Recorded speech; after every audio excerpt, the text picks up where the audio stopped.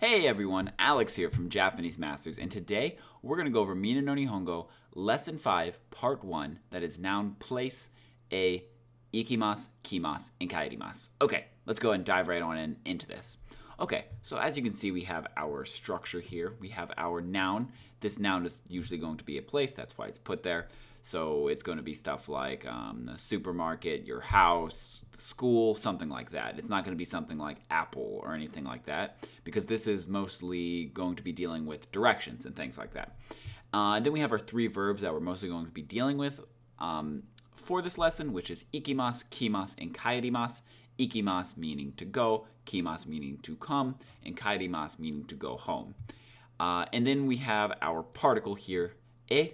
One important note about e is I know it's written like he, but it's pronounced like e, like that hiragana character, which I know that's a very, very bad drawing, but it's pronounced e. You don't put that h sound in there. There's no he when it's in particle form.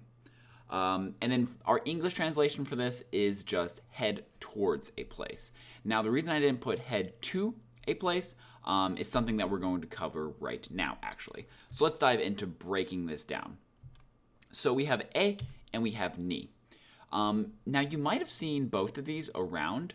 You've probably seen ni a lot of times. We've covered it in previous lessons when talking about time, and I believe back then I even mentioned how this particle is going to be used all the time in Japanese. It is your purpose and direction particle, so you might be curious, why are we not using ni here? Why are we using e?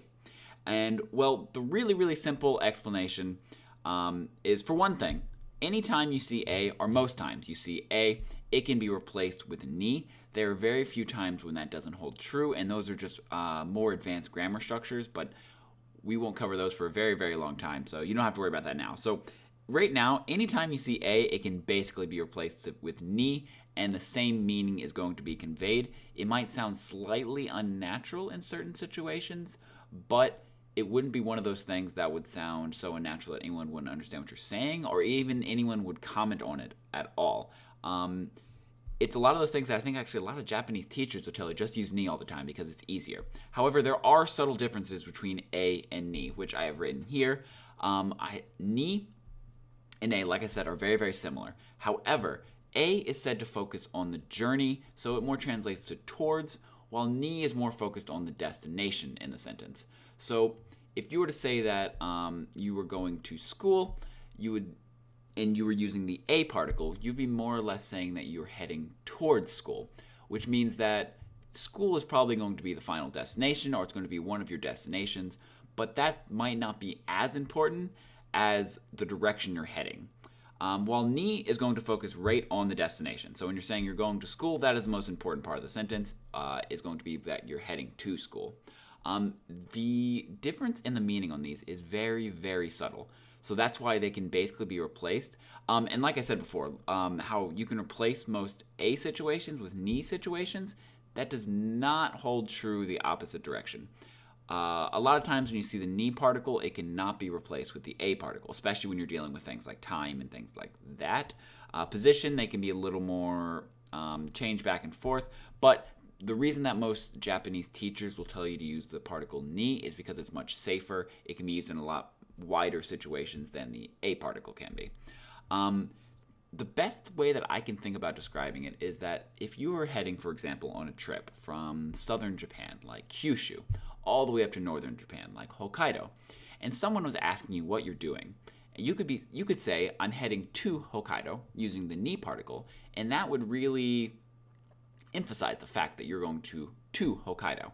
However, if you use the a particle, saying that I'm going towards Hokkaido, then that more or less symbolizes a journey, that you're probably going to be doing a lot more things in between on your destination to Hokkaido.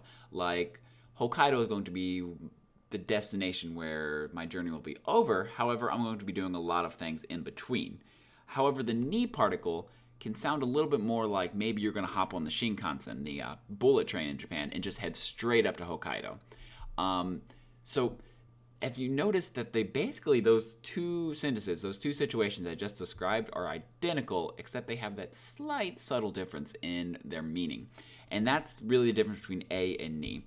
This is one of those things that I really feel like that the more and more you study Japanese, the longer you study Japanese, it'll be something that you'll just know when to use each particle, and you'll be in the same situation I am right now, where you really won't know how to describe when to use each particle. You'll just know when to use each particle. So if you don't understand right now when you should use A versus when you should use ni, don't be worried at all. That is completely normal. It takes a long time to understand the subtle difference in this. And if you just want to play it safe, you can always replace this grammar structure right here with ni instead of A. Moving along, we have our three verbs, ikimasu, which, like I said before, just means to go, kimasu, which means to come, and kaerimasu, which means to return home or to come home. This one is another interesting one. You might be saying, can you use kaerimasu for different places? There are a few situations when you can use them for different places, but the vast majority of the time, if you're using kaerimasu, it means to return home or return to some starting point, usually like a home base, like your home, you're going to return to a hotel, something like that. If you want a more general term to return somewhere, then you can use modorimasu. This one just means to return. So you could say return to the store with modorimasu. However, kaerimasu is really only going to be talking about a place where you're staying at, such as your home or a hotel or maybe a friend's house or something like that. Okay, so I hope that you can see that the structure is pretty simple. You're going to be adding the place, which is going to be your noun. Then you're going to be adding the A or the ni. Both are interchangeable here. That's going to symbolize that you're going to be heading towards that location. Like I've mentioned before, this is a particle, so it's going to tell the listener what the word before its purpose is in the sentence. So you're telling the listener that the place before it, the place that you're saying right there, is going to be the destination. And then you're going to attach one of these verbs onto the end of it, depending on which action you want to actually tell the listener that you're doing. Okay, let's go ahead and go through a couple of examples. Okay, so the first example is, after school, I headed back home. 学校の後に家へ帰りました. Okay, so here is one of the really, really basic structures that we were just talking about. The first thing I want to go over right now is that if you're saying kaerimashita, like I said, it means to return home. So you don't actually need to put this entire thing here. You could just say gakko no ato ni kaerimashita. That would imply that you went home. So this part is not totally necessary. It's another one of those things that you can just drop in Japanese. However, we are focusing mostly on this particle here, so I left that in there. The other part is gakko, just means school. And this is something that we're going to cover in a little while, I think in a couple lessons. Ato ni just means after an event or after something. So you're saying after school. And remember we learned about noun 1, no, noun 2, and that whole no thing. This is another one of the functions of no. There's actually, you'll see this quite a lot. A lot of grammar structures have it that if you have a noun plus the grammar structure, you generally put no in between them to link them together, like how we discussed in the previous lessons. So you'll see this a lot as we get to more and more complex grammar, that you're going to see a no right there in between the noun and then the grammar structure, because that, like we talked about before, connects the two nouns together. And then we have our ni, which I just discussed. This is one of the situations right here. This is one of the situations when you cannot change ni for a, because we're not really talking about a destination. This one is more talking about the time aspect of it. Because ato, or after, is a unit of time. It implies after X event, so it is therefore a unit of time. So in this case, you cannot use a. You have to use the ni particle. The a particle would not only sound unnatural, it would be grammatically incorrect. However, this one right here, you could replace this a with a ni. And you might be wondering, well, we already have a ni in the sentence. Can I have another ni? Yes, ni is one of those particles that can be used multiple times in the sentence. Generally speaking, particles like wa are used only once in a sentence. However, there are grammar cases where you can use wa multiple times in a sentence, especially if you have multiple clauses talking about different things. However, in basic sentences, generally wa is just used only once in a sentence. However, ni is used as many times as it's necessary in the sentence. So if you're talking about a time, then you're talking about a destination, you're probably going to be using ni twice or ni and then a. Okay, let's go ahead and move on to the next example. Okay, so the next example is, I came to China 2 months ago. This is 2ヶ月前に中国へ来ました. Okay, so something that I want to go over first is the fact that we have this, 2ヶ月. Now, you might be wondering, what is this kanji right here? Well, this kanji actually comes from a much more complicated kanji that I don't feel like writing right now, and it's not important. It was just a complicated kanji that was kind of simplified so that it was easier to write, because people write this a lot, this phrase, 2 months, or 3 months, or any unit of months. So it was just shortened down to this little kanji here. And basically, when you have a number here plus kagetsu, that means that many number of months have passed. So the duration of that many months. So if I put 3 kagetsu, that means 3 months, like 3 months ago, or for 3 months, or something like that. So this is actually a very, very useful unit of time that you can use in Japanese when you were talking about multiple months that have passed. And then here we are putting mae ni, which just is saying before that. And this is not one of the situations where you have to put the no in between the two nouns, and that's because the thing coming before it is already a unit of time, so you generally don't link units of time with no. Then we have chugoku, which just means China.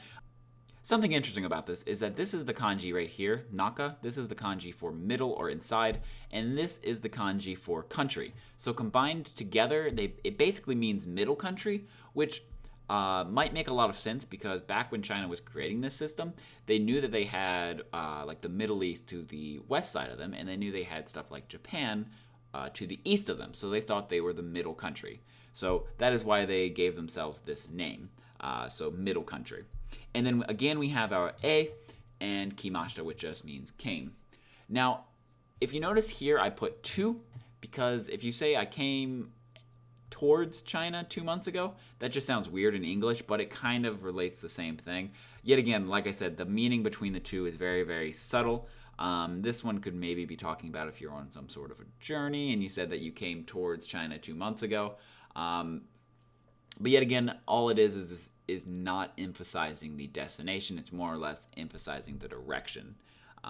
Which, yeah, if you don't really understand that, that's totally fine. Just know that after the place, you need to put the a or the ni particle if you want to talk about where you're going, coming to, or returning to.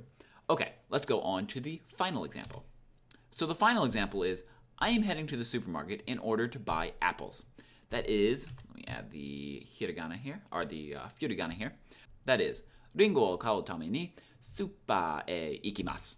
Okay, so the first thing that I want to mention right here is that we have in order.